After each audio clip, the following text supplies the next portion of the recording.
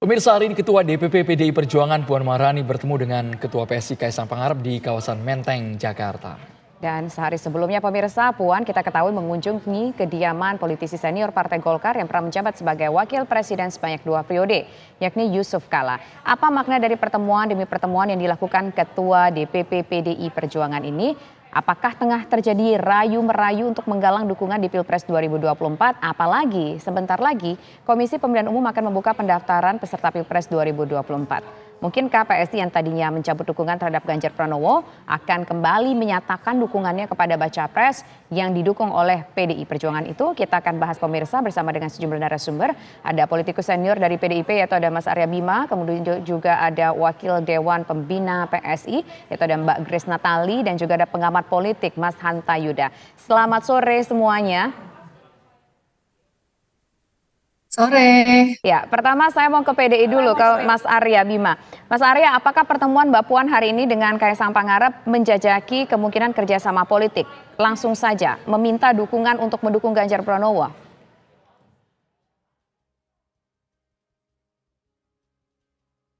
Halo, Mas Arya?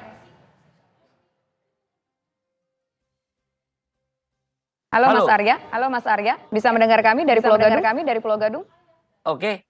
Gimana Lisa? Oke, Mas, pertemuan antara Mbak Puan hari ini dengan Kaisang, apakah ini ada bentuk kerjasama politik yang akan terjadi? Misalkan langsung saja PSI akan kembali menyatakan dukungan kepada Ganjar Pranowo.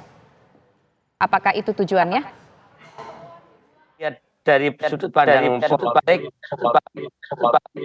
tadi disinggung ya, ini pertemuan PDI Perjuangan dengan PSI yang memang bagus, pertama kali tidak dalam bentuk yang terlalu formal, kemudian desainnya juga pertemuan, namanya juga pertemuan di tempat kafe ya. Tentu urusan politik pasti, karena yang hadir adalah Ketua Umum PSI dan Ketua DPR, Ketua PDI Perjuangan, tentu tidak bisa lepas dari hal yang terkait dengan lobby. Tapi urusannya lebih happy, lebih friendly ya, tukar menukar informasi dan juga sembari guyonan. Kalau saya melihat intinya membangun keakraban lah ya. Intinya membangun keakraban, mau kerjasama atau tidak tentu masih menunggu dalam season atau pertemuan berikutnya kita lihat perkembangannya. Tapi intinya Mbak Puan sebagai tim lobby atau tim yang terus-menerus melakukan berbagai pertemuan, bagaimana keterbukaan PDI Perjuangan untuk bekerja sama dengan tokoh, dengan partai politik dalam kaitan Pilpres, dalam memenangkan Pak Ganjar Pranowo itu selalu terbuka, dan saya melihat pertemuannya sangat cair, dan bagaimana keterbukaan Mbak Puan menunjukkan kematangan dan kedewasaan di dalam berpolitik, melakukan silaturahmi, juga membangun hubungan personal relationship dan juga secara fungsional untuk menunjukkan bagaimana PDI Perjuangan tentunya dalam kaitan ini dengan PSI juga banyak hal-hal yang bisa dikerjasamakan untuk Pilpres ataupun untuk hal yang lebih besar untuk Indonesia ke depan. Saya kira itu. Siap Mas Arya Bima, kita ke Mbak Grace Natali. Kami juga ingin tahu Mbak Grace, apakah benar sudah ada lobby-lobby tawaran dengan situasi yang sangat santai, sangat cair tadi antara Puan dan juga Kaisang untuk mengajak mendukung Ganjar Pranowo? Mbak Grace.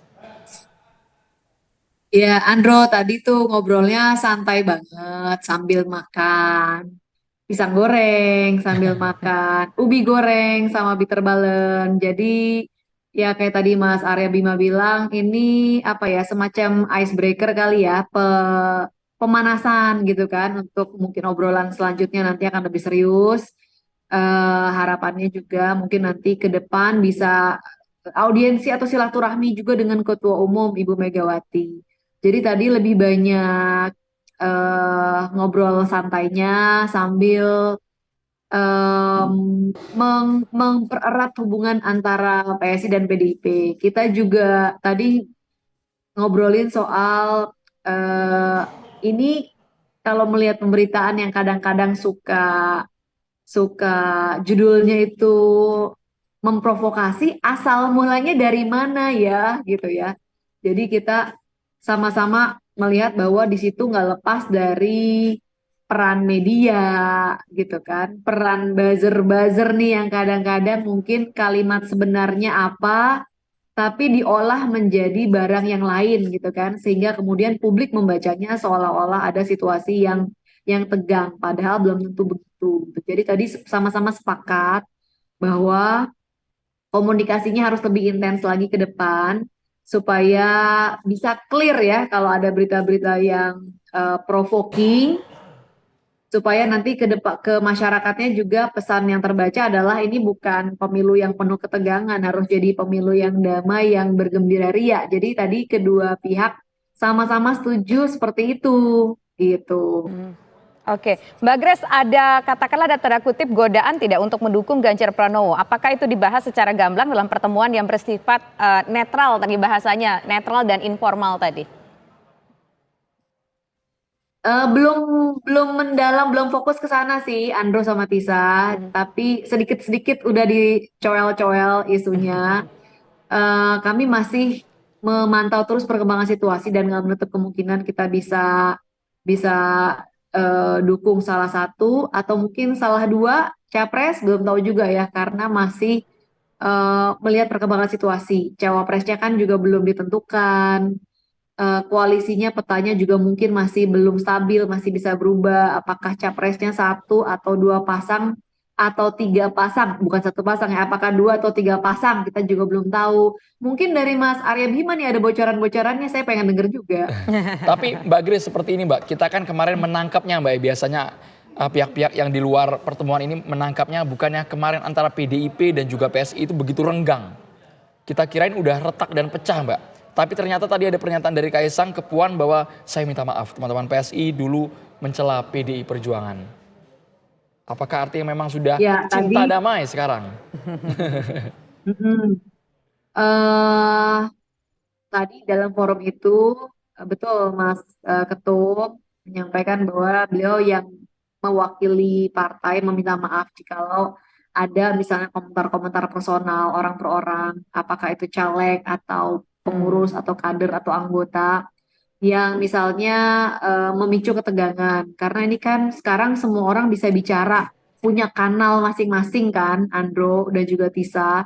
Dan ini kadang-kadang yang ditangkap oleh media menjadi bahan dan kemudian diolah jadi berita, terus dikejar lagi ke misalnya ke teman-teman politis yang lain dan ditanggapi lagi dengan kalimat-kalimat yang mungkin tidak selalu adem gitu. Jadi apapun itu yang terjadi di masa lalu, Mas Ketum Kaisang tadi menyampaikan permintaan maaf dan sudah ada apa ya instruksi atau himbauan gitu ya internal bahwa komentar-komentar yang sifatnya negatif itu kita ingin untuk menghindari supaya pemilu itu adem, supaya pemilunya damai. Jadi orang-orang yang terkait, yang teridentifikasi, misalnya suka membuat pernyataan-pernyataan yang konfrontatif, itu juga sudah di apa ya dipanggil, diberitahu, diajak ngomong gitu kan. Ini upaya internal yang kita lakukan.